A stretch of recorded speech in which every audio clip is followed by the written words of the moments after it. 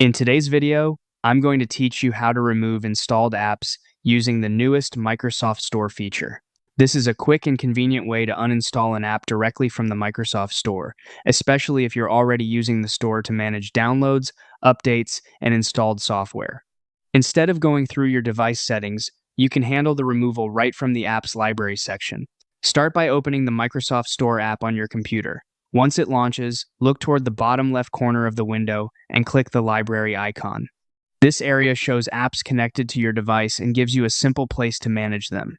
After that, scroll through the list until you find the active app you want to remove. Take a moment here to make sure you've selected the correct app, especially if you have several with similar names. Going slowly at this stage can help prevent uninstalling something by mistake. When you've found the app, click the three dots next to it. This opens a small menu with additional options related to that app. From that menu, choose Uninstall. A confirmation prompt should appear, and once it does, confirm your choice to remove the app from your device.